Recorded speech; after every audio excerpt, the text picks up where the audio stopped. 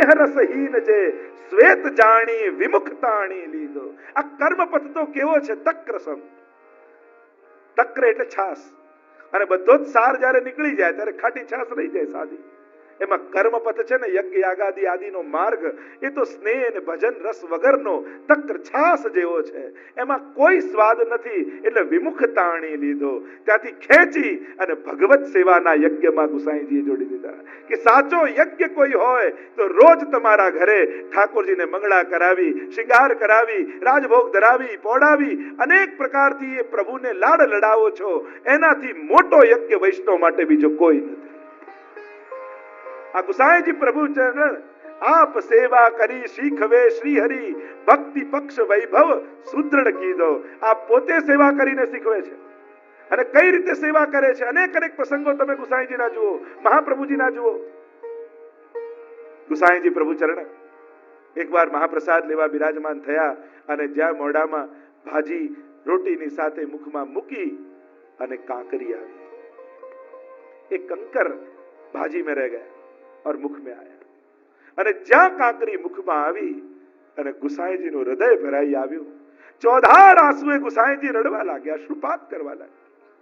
અમે સેવા કરવાના અધિકારી નથી, અમે ઠાકોરજીના સુખનો વિચાર કરતા નથી. આટલું પણ અમે ધ્યાન ન રાખી શક્યા કે ઠાકોરજીના શાક ભાજીમાં કાંકરી આવી ગઈ. સેવા કરવાને અમે લાયક નથી જાણતા પોતાની જાતને. હમણાં ને હમણાં હું સંન્યાસ ગ્રહણ કરી અને ઘર છોડીને નીકળી જાઉં છું. और બધા ચિંતામાં પડી ગયા જ્યારે આવા વચન ગુસાઈજીના મુખેથી સાંભળે. બધા સમજાવે છે, અરે જયરાજ, અરે કૃપાનાથ, આ તો એકવાર ભૂલ થઈ ગઈ, ફરી નહીં થાય, ફરી આપણે સાવધાની રાખીશું. ના ના, ઠાકોરજીના સુખનો અમે વિચાર નથી કરી શકતા, સેવા કરવાનો અમને અધિકાર નથી, અમે તો આ છોડીને સંન્યાસ લઈને ચાલ્યા બહાર. ભીતરિયાને કહ્યું, હમણાં ને હમણાં મારા કપડા ભગવા રંગે રંગી નાખો, હું સંન્યાસ લઈને ઘર છોડીને જાઉં છું. બધા સમજાવે, બધા કોશિશ કરે, પણ કોઈનું ગુસાઈજી સાંભળતા નથી. એવો તાપ હૃદયમાં ગુસાઈજીને થયો કે પ્રભુના સુખનો વિચાર ન કરી શક્યો. બધા ચિંતામાં પડ્યા અને સૌથી વધારે ચિંતા થઈ નવનીત પ્રિયાજીને. ઠાકોરજી, અરે ગુસાઈજી, અરે કાકાજી ઘર છોડીને મારી સેવા છોડીને જતા રહેશે તો એમના જેવા સુખનો મારો વિચાર, મારા સુખનો વિચાર એમને જેવો કોણ કરી શકશે? હવે બધા કોશિશ કરે, કોઈનાથી રોકાતા નથી. એટલે નવનીત પ્રિયાજીને થયું કે હું કઈ યુક્તિ કરું. અને ઠાકોરજી પોતાનો નાનો વાઘો હતો ને, એને ભગવા રંગે રંગી અને ગુસાઈજીના વસ્ત્રની પાસે સૂકવી દીધો. અને ગુસાઈજી જ્યાં પોતાના વસ્ત્રો લેવા માટે આવ્યા અને જ્યાં લેવા જાય વસ્ત્ર જોયું તો નવનીત પ્રિયાજીનો વાઘો પણ ભગવા રંગે રંગાયેલો છે. પૂછ્યું કે અરે આ વાઘો કોણે રંગ્યો? નવનીત પ્રિયાજીએ કહ્યું, મેં. કાકાજી, જો આપ સંન્યાસ લઈને ઘર છોડીને જાઓ તો હું સંન્યાસ લઈને આપની જોડે સાથે આવું છું. પણ આપના જેવા મારા માટે સુખનો વિચાર આપનાથી અધિક બીજું કોણ કરી શકે? આ ભાવ પોતે પ્રદેશ કરવા પણ ગુસાઈજી પધારતા તો અન્નનો ત્યાગ કરી કેવલ દૂધપાન કરીને રહેતા. અને જ્યારે પ્રદેશ કરવા પધારતા ત્યારે એકવાર પોતાનો કડા સોનાના રત્ન જડિત ગિરધરજીને આપીને પધાર્યા અને કહ્યું કે ક્યારે કોઈ બી જરૂરી કાર્ય આવે ત્યારે આને વેચી અને પછી कार्य આગળ ઠાકોરજીનું ચલાવજો. एक बार गिरधर जी नवनीत प्रिया जी को पलना में झुला रहे थे और झुलाते समय सामने धौंधी बैठे हुए इतने सुंदर पद गा रहे हैं, कीर्तन गा रहे हैं कि नवनीत प्रिया जी इतने प्रसन्न हो गए कि स्वयं ताल देने लगे. नवनीत प्रिया जी गा रहे हैं धौंधी और ताल दे रहे हैं नवनीत प्रिया जी. और यह दृश्य जब गिरधर जी ने देखा बड़े प्रसन्न हुए और हुआ करे मेरे ठाकुर जी को किसी की नजर न लग जाए, क्या करूं, क्या नौछावर करूं. और जो कड़े दे गए थे गुसाई जी वो कड़े निकाल कर और नौछावर करके धौंधी को दे दिए. अब दे दिए, सेवा से बाहर आए तब गिरधर जी को विचार आया, अरे काका जी तो इसलिए कड़े दे गए कि कुछ आवश्यक कार्य हो तब इसको बेच कर और कार्य चलाना, और मैंने तो नौछावर करके दे दिए. अब काका जी आएंगे पूछेंगे क्या उत्तर दूंगा. थोड़े दिन हुए और गुसाई जी पधारे. संकोच में है गिरधर जी, डर रहे हैं मैं क्या उत्तर दूंगा. गुसाई जी पधारे, कहा गिरधर जी उदास क्यों हो. काका जी एक अपराध हो गया. क्या हुआ. अरे आप वो कड़े दे गए थे ना सोने के, कुछ जरूरी कार्य आए तब उसको बेच के निर्वाह करने की बात थी। पर एक बार दौंदी इतने सुंदर पद गा रहे थे और हमारे नवनीत लाल जो प्राण प्रिय हमारे हैं इतने प्रसन्न हो रहे थे, ताल दे रहे थे, और मुझे हुआ क्या नौछावर करूं, तो मैंने एक कड़े नौछावर करके दौंदी को दे दिया। क्षमा करना, अब ऐसा अपराध नहीं करूंगा। अरे गुसाई जी ने कहा, अरे नवनीत लाल प्रसन्न हुए तो खाली कड़े क्यों दिए, अपना जो कुछ था सब नौछावर करके क्यों नहीं दे दिया? क्योंकि प्रभु की प्रसन्नता से अधिक हमारे जीवन में और कुछ नहीं। आप सेवा करी शीघ्रवे श्री हरि, भक्ति पक्ष वैभव सुदृढ़। महाप्रभु जी को देखिए, दामोदर संबलवारे हो, सेठ पुरुषोत्तम दास हो तो वहां राजसी सेवा भी है, और अम्मा क्षत्राणी आदि साधारण वैष्णव हो तो वहां सहज सेवा भी है। सभी प्रकार स्वयं महाप्रभु जी सेवा कर करके वैष्णव को सिखाते हैं, देखो इनमें बाल भाव रखियो, प्रगट स्वरूप जानियो, साक्षात नंद नंदन जानियो। और जहां महाप्रभु जी ये कहकर जाते और वैष्णव वही उसी प्रकार का भाव रखते, और तुरंत वार्ता में लिखा हुआ आता है, ता पाछे प्रभु सानुभाव जतावन लागे और मांग मांग कर आरोगन लागे। श्री महाप्रभु जी जिनके वहां पधरा कर जाते वहां उनको साक्षात स्वानुभाव होने लगता। श्री गुसाई जी भी श्रीनाथ जी की जब सेवा, सप्तम आख्यान में तो गोपाल दास जी कितना सुंदर वर्णन करते हैं कि रोज गोकुल से पधारते,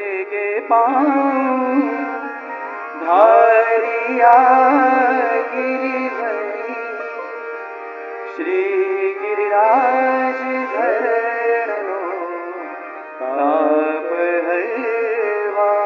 तुरंग चाले वायु वेगे उतावड़ो, जेम नौका चाली सिंधु तरवा।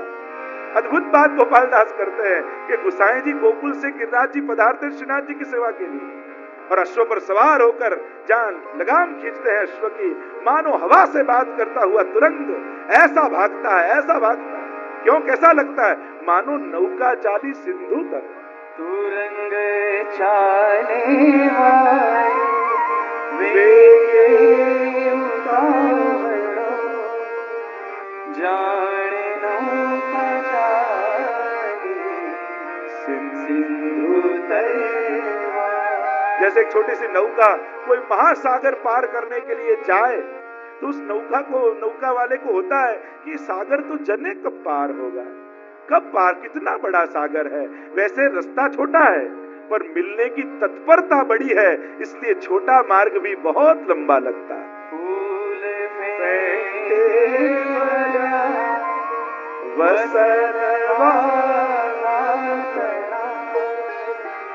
विविध भूषण अंग धरवा।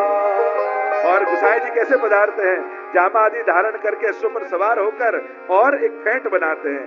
आज जो श्रीनाथ जी बाबा को श्रृंगार धरने हैं, वस्त्र धरने हैं, माला जी धरनी है, सब एक फेंट में बांध लेते हैं और तुरंग पर सवार होकर गुसाई जी उतावले उतावले श्रीनाथ जी के पास पहुंच जाते हैं। रत्न मुक्तावली पाठ सूत्री करी, गल सरी शोभिता करे श्रृंगार। और अनेक प्रकार की मालाएं सिद्ध की है, अनेक प्रकार की, अब जाकर पहुंच गए गुसाई जी वहां, और अनेक प्रकार की सामग्री सिद्ध की है, दूध घर, मेवा, सकड़ी सकड़ी सभी प्रकार के भोग श्रीनाथ जी को धरे हैं। खूब लाल लड़ाए श्रीनाथ जी को, और अब वापस गोकुल जाने का समय हुआ। और जहां गोकुल जाने का समय हुआ और एक एक ने कंठे आरोपे हार, एक एक ने कंठे, कहीं पाठांतर भेद ये मिलता है, एक में एक ने कंठे, मतलब गुसाई जी ने सुंदर पुष्प की माला श्रीनाथ जी को कंठ में धराई।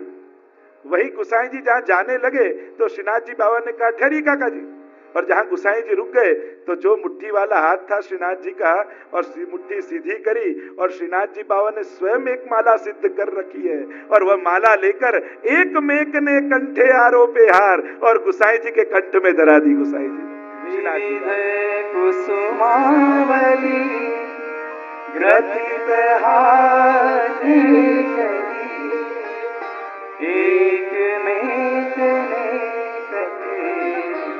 आरोपे हार। एक एक को धरा रहे।